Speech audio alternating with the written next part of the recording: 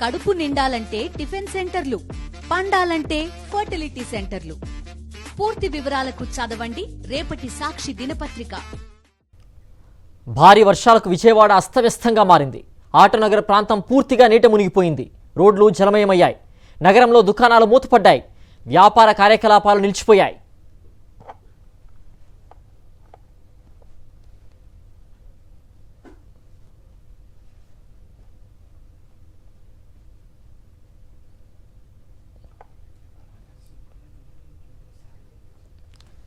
విజయవాడను వరద ముంచెత్తడంతో పలు ప్రాంతాలు జలమయమయ్యాయి. తాజాగా అయోధ్యనగర్ను వరద ముంచెత్తడంతో స్థానిక ప్రజలు తమను తాము కాపాడుకునే ప్రయత్నాలు చేస్తున్నారు. బుడమేరు వరద ప్రవాహం తమ కాలనీల్లోకి రాకుండా మట్టి సంచుల్ని వేసి ఆపే ప్రయత్నాలు చేస్తున్నారు. అధికారులకు ఎన్నిసార్లు పరిస్థితి గురించి చెప్పినా పట్టించుకోవడం లేదని ఆవేదన వ్యక్తం చేస్తున్నారు.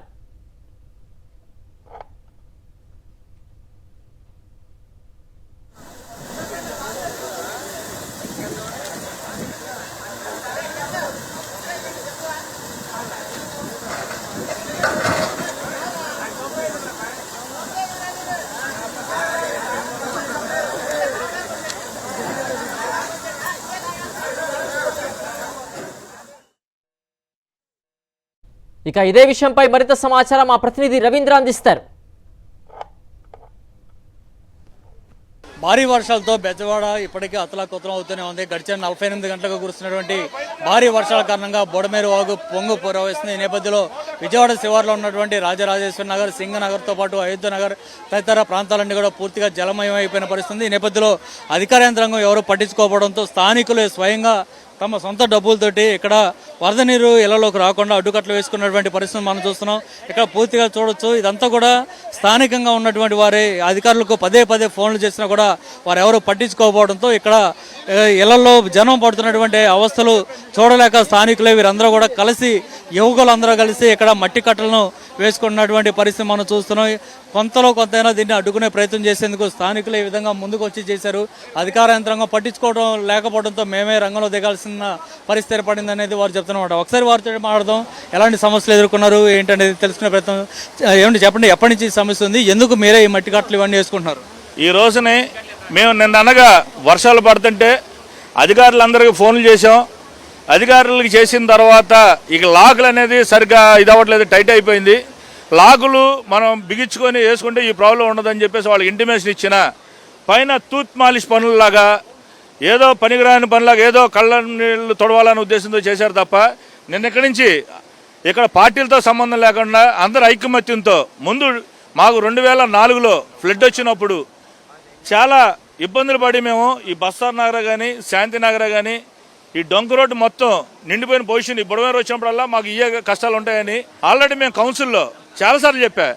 ఏమండి ఇటంతా ఆక్యుపేషన్ చేశారు, ఇదంతా కాలువ కొట్టి ఏలూరు కాలువలో కలిపితే వచ్చిన వాటర్ వచ్చినట్టు వెళ్ళిపోద్ది అని చెప్తే ఈ లాగులు మట్టితో ట్రాక్టర్లతో ప్రొక్లైండ్తో ఆ లాగులు మూసే పని చూసుకుంటున్నారు. కానీ ఎక్కడ లాగులు కొట్టేస్తున్నా, ఎక్కడ మట్టి కరిగిపోతుంది, ఎక్కడ కొట్టేస్తున్నా చూడలే. ఈ రోజున ఇది కొట్టేయటం వల్ల పొద్దున అందరం వచ్చి ఇక్కడ సమిష్టిగా ప్రైవేట్ వాళ్ళు ఇసుక మాట్లాడి నింపుతానని చెప్పేసి మన కిరణ్ కానీ అందరూ మాట్లాడి సంచులు తెప్పించి ఎవరికాళ్ళు ప్యాకింగ్ చేస్తే ఊరిని నుంచొని సోద్యం చూసినట్టు చూస్తున్నారు. గడిచిన 2 రోజులుగా భారీగా వర్షాలు కురుస్తున్నాయి. వరద ప్రవాహంలాగా విజయవాడ నగరంలో కూడా రోడ్లు కనిపిస్తున్నాయి. సో ఇలాంటి పరిస్థితుల్లో అధికారులు అసలు ఏమైనా ముందస్తుగా స్పందించినట్టు మీకు ఎక్కడ కనిపించిందా? ఈ స్థాయిలో వరద ముంపు రావడానికి కారణం ఏమైనా కనిపిస్తుంది? ఈ స్థాయిలో వరద ముంపు రావడానికి కారణం అయితే వర్షాలే కదండి. అది అల్టిమేట్గా మనం ఒప్పుకోవాల్సిందే. కానీ అంతవరకు అధికారులు ఉన్న తక్కువ మంది కూడా నేను యాక్చువల్గా 2 to 4:30 వాళ్ళు ఉన్నారు. నిన్న వచ్చి వాళ్ళు చూశారు, చెప్పారు. యాక్చువల్గా అక్కడ 3 లాకులు ఉన్నాయి, ఎత్తేస్తున్నారు. సో వీళ్ళందరినీ జాగ్రత్తగా సూర్య పబ్లిక్ స్కూల్లో ఫస్ట్ ఫ్లోర్లో మాట్లాడి అక్కడికి తరలించండి అని చెప్పారు. నిన్న 5 వరకు అది చేసాము. యాక్చువల్గా ఇంత ఫ్లోటింగ్ వస్తుందని యాక్చువల్గా వీ డిడ్ంట్ ఎక్స్పెక్ట్ దట్. కానీ ఈరోజు మార్నింగ్ నుండి చూస్తే అసలు మొత్తం ఇక్కడ మొత్తం ఆల్రెడీ వెళ్ళిన వాళ్ళు వెళ్ళారు. కానీ దీనివల్ల ఏంటంటే ఏదైతే 32nd డివిజన్ అనేది ఉందో అయోధ్య నగర్, రామలింగ మొత్తం అన్ని ముంపుకు గురయ్యే అవకాశాలు ఉన్నాయి. ఈ కట్ట ఏర్పాటు చేసుకోవడం ఇంకా ఏమేమి చేశారు? తర్వాత ఈ కట్టకి ఇంకా ఏ విధంగా సహాయపడ్డారు మిగతా వీళ్ళంతా కూడా?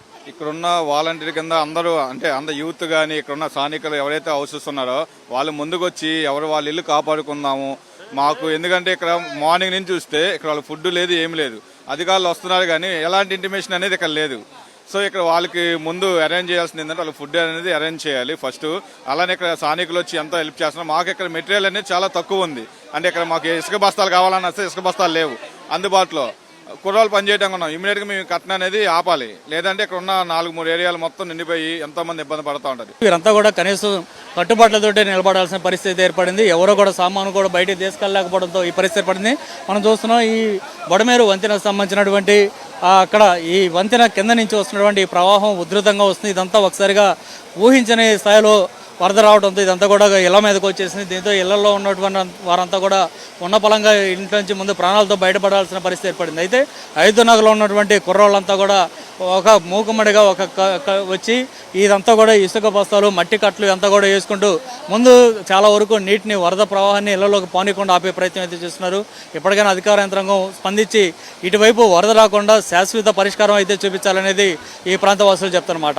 కెమెరా పర్సన్ సాయితో రవీంద్ర రెడ్డి, సాక్షి టీవీ, విజయవాడ.